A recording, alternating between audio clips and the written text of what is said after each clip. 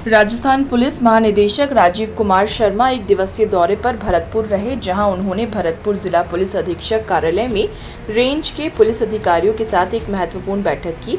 इस बैठक में उन्होंने कई महत्वपूर्ण मुद्दों पर चर्चा की और अधिकारियों को आवश्यक दिशा निर्देश दिए। शर्मा ने जोर देकर कहा कि महिलाओं और बच्चियों को सुरक्षित महसूस कराना पुलिस की प्राथमिकता होनी चाहिए। उन्होंने कहा कि शहर में ऐसा कोई स्थान नहीं होना चाहिए जहां महिलाएं असुरक्षित महसूस करें। उन्होंने चिन्हित अपराधियों पर सख्त निगरानी रखने और अवैध खनन पर कार्रवाई करने के निर्देश दिए।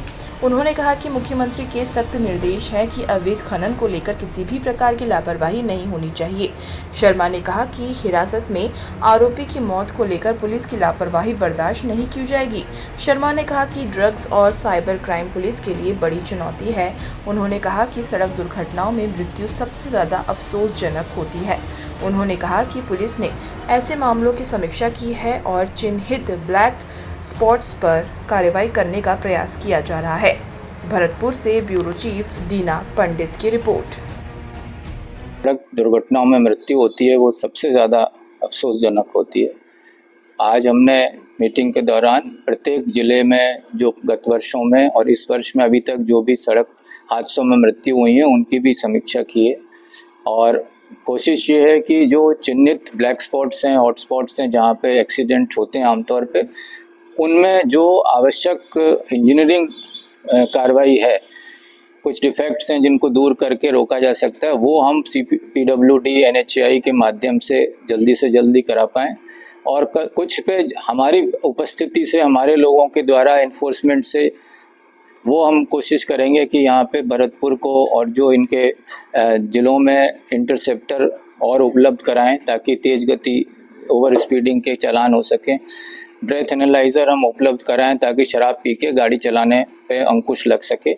तो ये दो चीज़ें भी हम कर पाएंगे तो भी हमें उम्मीद है कि सड़क दुर्घटनाओं में हम काफ़ी कंट्रोल कर सकें। अवैध खनन की जहाँ तक बात है, माननीय मुख्यमंत्री जी के सख्त निर्देश हैं कि किसी भी स्तर पर अवैध खनन में जो कार्रवाई अपेक्षित है उसमें कोई लापरवाही नहीं होनी चाहिए और ये हमने आज माननीय मुख्यमंत्री जी के निर्देशों से अपने सभी अधिकारियों को पुनः अवगत भी कराया है कि इसमें हम कोई किसी तरह की लापरवाही बर्दाश्त नहीं होगी। ऐसे प्रमोशन हमारी सबसे अहम प्राथमिकता है और अभी जो इंस्पेक्टर लेवल के प्रमोशंस थे वो जयपुर कमिश्नरेट में कुछ लोगों ने हाई कोर्ट में कुछ प्रकरण दायर किए हुए थे, उसकी वजह से काफ़ी समय से रुकी हुई थी और चूंकि हमारे इंस्पेक्टर लेवल की अगर प्रमोशन रुक जाते हैं तो उससे नीचे के स्तर के भी उससे अफेक्ट होते हैं।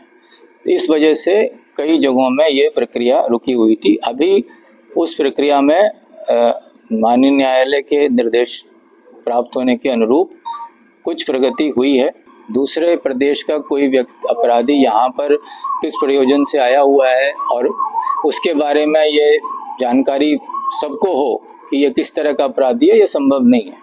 पर यदि कोई जानबूझ के सारी जानकारी के बाद भी अगर कोई उसको कोई मदद करने का प्रयास करता है तो वो हम कभी भी उसको टॉलरेट नहीं करें। ड्रग्स हैं वो हमारे लिए एक चुनौती है, खासतौर से जो युवा वर्ग में जिसका असर होता है, तो उसके लिए हमने सभी को कहा है कि उसकी सप्लाई ही नहीं हो और जो युवा वर्ग इसके बारे में इसके दुष्प्रभावों से अभी नहीं परिचित होने के कारण इसके प्रभाव में आता है, उसके बारे में हम उनको स्कूलों में जाके भी जागृत करें और दूसरा इसकी जो सप्लाई करने वाले लोग हैं उन्हें चिन्हित करके उनको हम पनपने ना दें। हाउसिंग नई बिल्डिंग के साथ साथ पुरानी बिल्डिंग्स की रिपेयर्स का भी हर वर्ष उनको बजट मिलता है, तो उसमें जहाँ जहाँ जिस ज़िले से जो रिक्वायरमेंट्स आती हैं उसके हिसाब से उसको हम अलॉट करते हैं और इस बारे में लगातार प्रयास है। प्रतिवर्ष राज्य सरकार द्वारा भी इस संबंध में